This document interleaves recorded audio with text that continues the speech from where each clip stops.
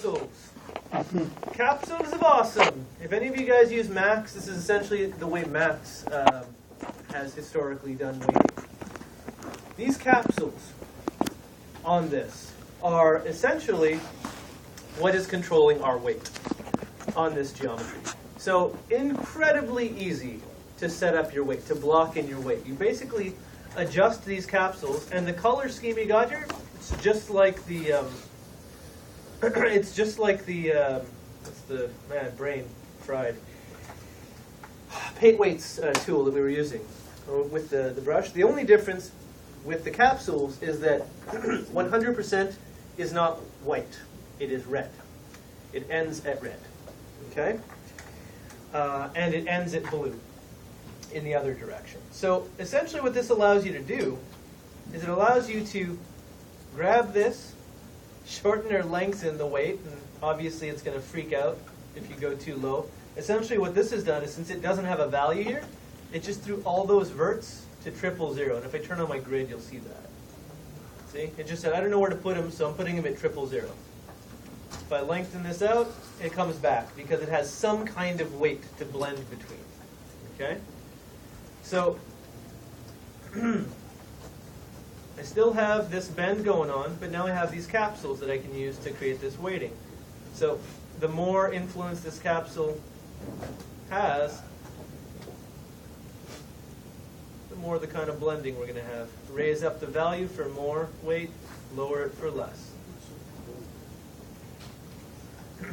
Now, in the center of this capsule, you're going to notice it looks like we got the rotate tool and the translate tool selected at once. In reality, we don't have either of them selected. We are actually in this little capsule tool over here. In their infinite wisdom, they decided not to put it on the animation shelf to make you find it. If you want to add it to the shelf, you go Skin, Edit Smooth Skin, and it's going to be the interactive skin bind tool. Control-Shift-Click, and lo and behold, it's right there.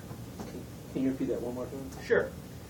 Skin, Edit Smooth Skin, Interactive Skin Bind Tool.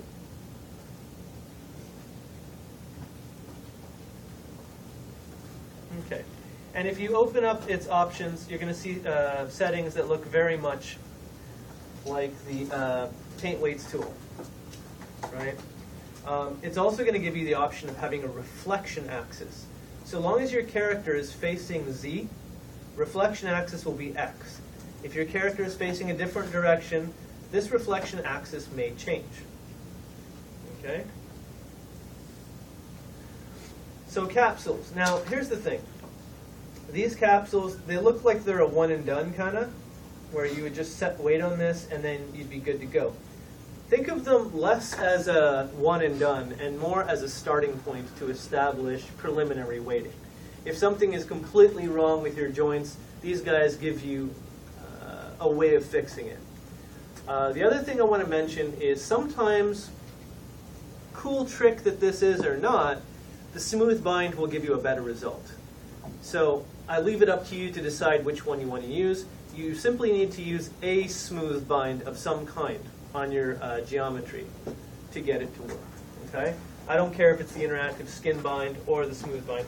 I'd probably go with this one because although these capsules sometimes get it horribly, horribly wrong, they're really easy to fix. Right? So, yeah. So once I'm done setting the weights that way, I can still go into the paint weights tool here and further refine them by using the same method we did on the smooth bind. So just because we now have the capsules doesn't mean that's all we have. We also have the skin weights, the paint weights tool here. And we also have the ability to go into these verts and use the component editor. So the cool thing about the interactive skin weights, the interactive skin bind, is that you have all of the old tricks if you want to use them to weight your character. You also have a new trick, and you can choose. Now, I have had some people just opt for the smooth bind because it gave them better results, and sometimes less options is easier to deal with than having more. I think of it as out of left field a little bit here. There was this TED Talk they did where there was this grocery store in New York, and the person was talking about personal choice. There's this grocery store in New York, and you could get just about anything you wanted there. They had like 20 kinds of everything, right? I want mustard, but I want French mustard from France, and I want it to have a slight degree of honey and, in this specific brand. They'd have it, right? They just had enormous choice. You look at their shelves, and it was just everything you could ever imagine, right? But what they found was that a lot of people just wouldn't shop there. They'd walk in, they'd look, they'd go, wow. They'd do an about face and they'd leave, right?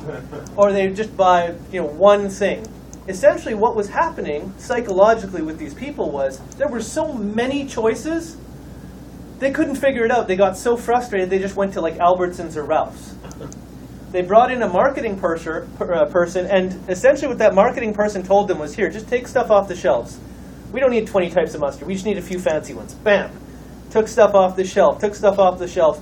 Their sales went up like that, right? So, all that to say, you may find that there are simply too many groceries on the shelf with interactive skin bind. If that's the case, that's fine. A smooth bind works just well. It's worked historically perfectly well. This is simply there if you want it, okay? So it's just a matter of choice. So, does everybody get the capsule thing? Yeah. How did you? No, sorry. Go ahead. Sorry. No, you're fine. Yeah. How do you drag it onto the toolbar again? I didn't drag it on. And it's a trick. If you want anything on any shelf, if I wanted to put it on a Wolverine cat shelf that I made, was that for this class or was that for my animation class? Okay, that was my animation class. I made a Wolverine cat shelf. So let's say I want to add some functions to the shelf, some ones that I want to work with, right? You can make a custom shelf over here, by the way. Go to New Shelf if you want to make a new shelf. And if you want to add something like, let's say I wanted to add a Create Cube button. If I press Control and Shift and click that,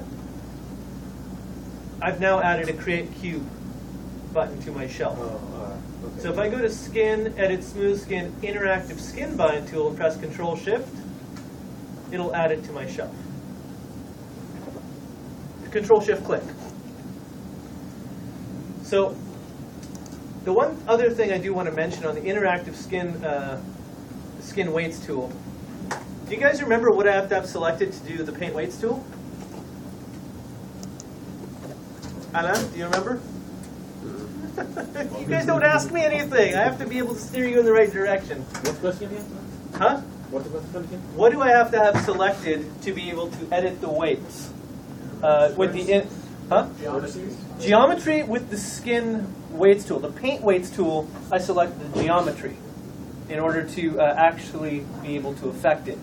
The interactive skin weights tool, the capsules, I have to have the joints selected. So just FYI, if one isn't working, it's probably the other one you have to select to get it to work. So let me go Skin, Edit Smooth Skin, and I'll just add the Paint Skin Weights tool to my shelf too. Okay, so if I select this and I select this, that pops up. If I have my geometry selected and I select this, it goes, yeah, I don't know what you're talking about, until I select a joint. Make sense? Yeah. All right, cool. Born in the barn, probably born in the barn. All right. I'm going to move on now from the interactive skin weights tool to the next bind method. Skin, detach skin. Okay, so once again, I'm going to select a joint. You can see it's no longer bound. So I'm going to select the root skeleton and now the joints, and we're going to throw our last bind method on there. Bind skin. Now we're going to throw rigid bind on there. We are not using rigid bind in this class. I'm simply covering this so that you understand, well, why and what the hell it is. Rigid bind is an old school method of binding. Actually, you know what? I'm just going to scrub my timeline. So, do you see anything wrong with my geometry with a rigid bind? Kind of sucks, doesn't it?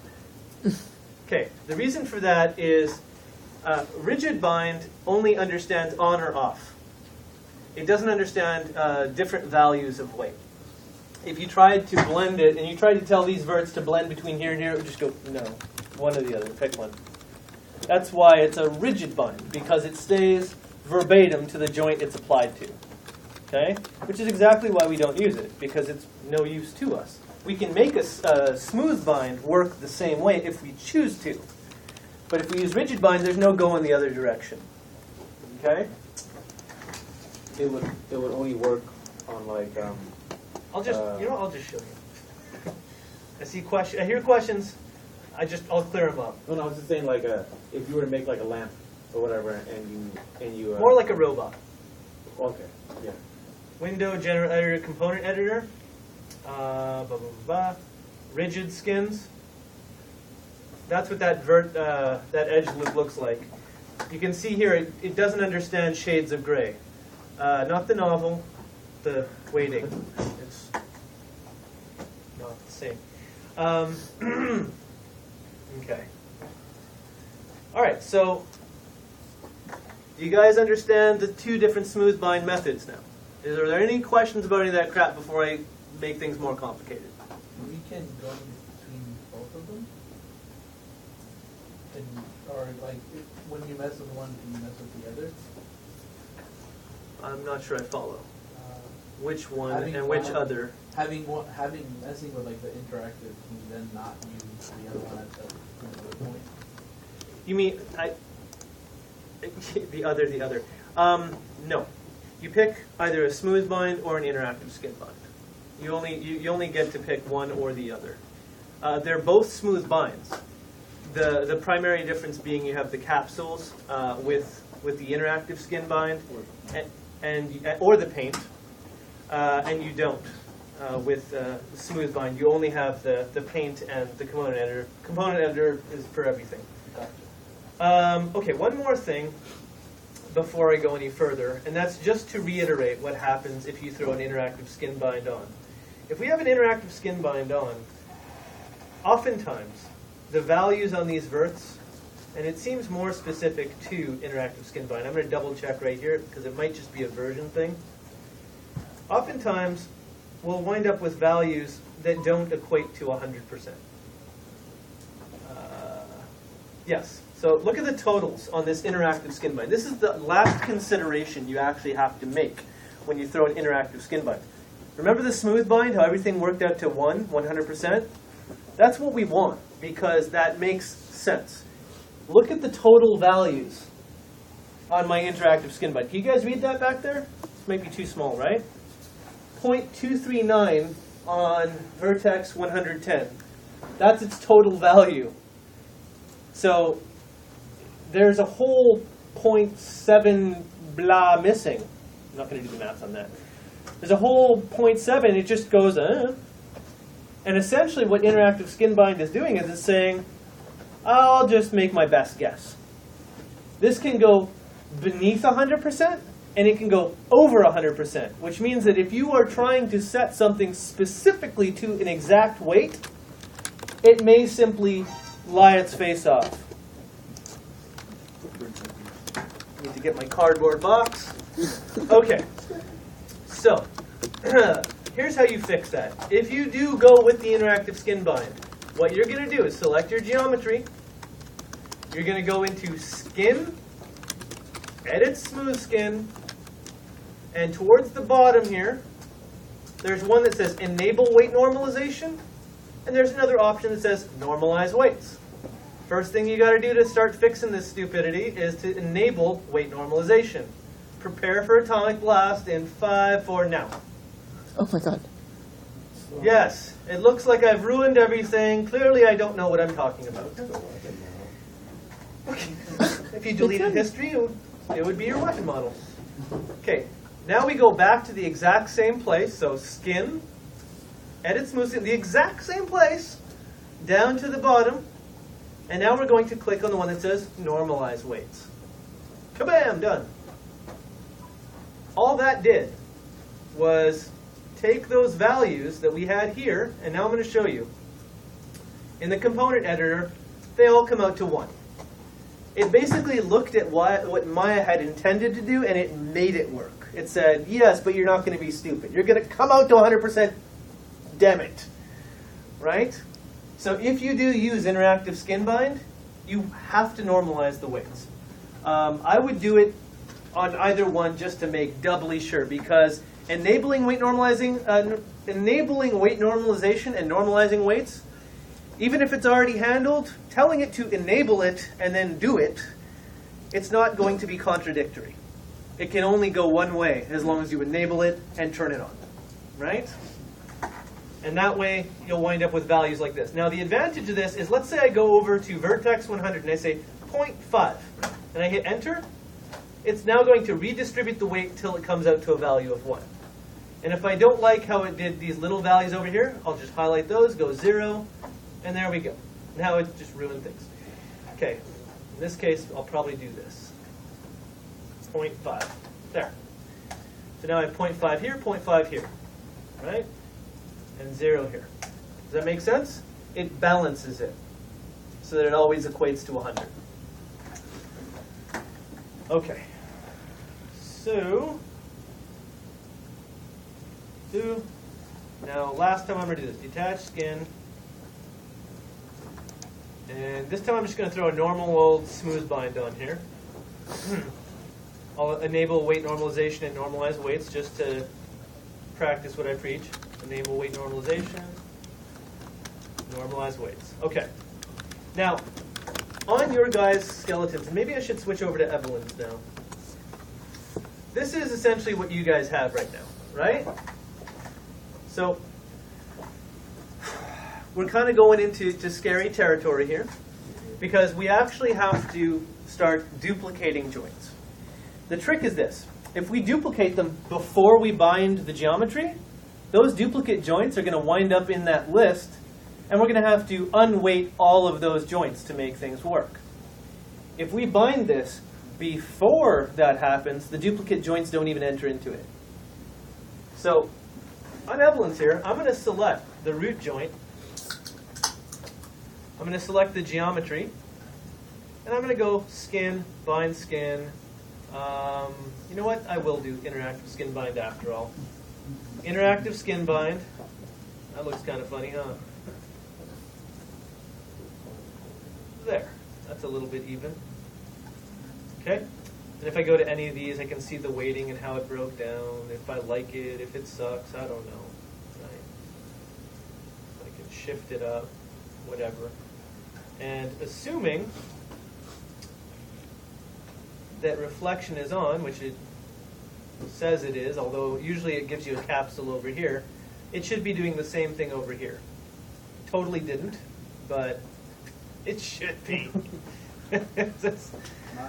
Maya, love you too. Okay. That said, let's normalize the weights on this now. Skin, edit smooth skin, enable weight normalization. Oh, wow. It's like, why is my model like that? I can't tell you how many times I've heard that. Skin, edit smooth skin, normalize weights. Ah, much better. Now they're all at 1. Okay, so do you have to weight both sides individually? You saw me edit the capsule over here. No, you don't.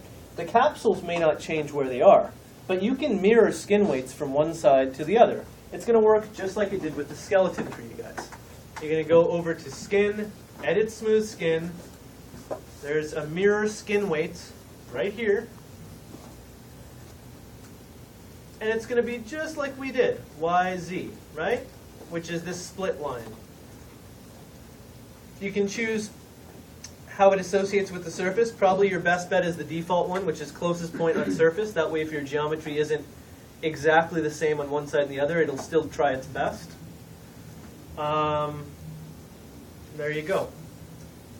Normalize, mirror. And there we go. It is now mirrored. My weights over here should correspond over here. Probably won't apply to the capsule. But if I went into these verts, it probably would. All right, let's see if we can pick the same vert. Try and find something that's unique. How about a little armpit vert here? Okay. Window, general editor, component editor. Smooth skin. And it's going to be in its corresponding joint, so obviously that's going to look a little weird, but we have a 468 over here, we have a 468 here, we have 532 here, we have 532 here. So, verified. It did mirror the weights. Okay? Okay, so if I grab one of these joints here, her geometry turns fuchsia. That's what we want. And now, here's the part where we're going to go into IK and FK. Okay, and I wonder if I left that other instance of my open. This is going to suck a little bit. Just a little bit. Do you guys remember how FK works? Or was that animation class I covered that? Okay, FK works very much the same way your joints work up here. Your joints work by rotation. They maintain an orientation, and as you rotate them, they say, ah yes, I'm now rotated like this, geometry, please move this way. FK does pretty much the same thing, except it does it from a controller standpoint. You create controllers that are only going to be used in rotation. That's what an FK is. It stands for forward kinematics. Randomly complex name. I'm sure the scientist-y person that made that had a very good reason for it. But essentially, forward kinematics works forward through the chain down to the children. The thing that's closest to the parent is the first thing you want to move a limb. So in the case of an arm that's like this, and if you have FK controllers at your shoulder, your elbow, and your wrist, if you move your shoulder, the whole arm will move. If you move your elbow, the elbow will move and the hand will come along for the ride. And if you move the wrist, well, the hand moves, right? That's forward kinematics, forward down the chain.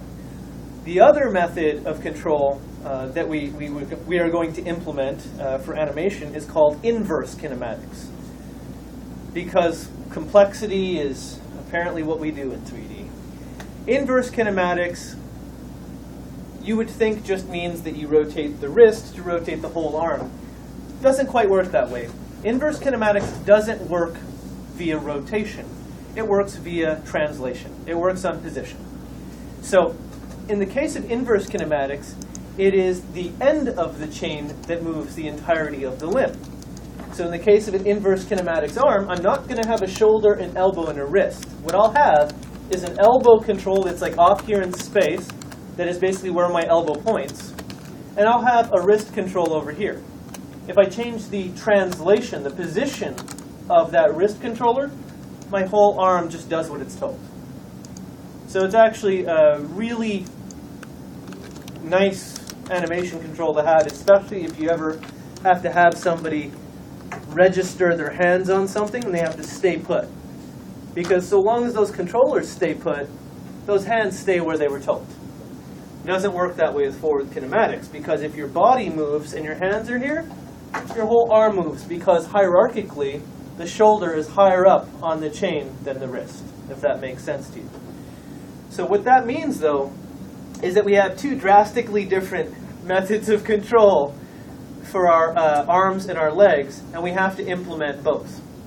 Now, if we had duplicated this arm, because that's ultimately what we're going to wind up doing. What we're going to do is we're going to take our arms and our legs from the hips and the shoulders, we're going to duplicate them in place so that they stay intact with the hierarchy and they match one-to-one with our original arm. Okay? We are then going to use those as constraint targets, essentially. So we're using Maya to do more than it initially set out to do. Because for the most part, when you look at joints, their role is to tell geometry how to bend.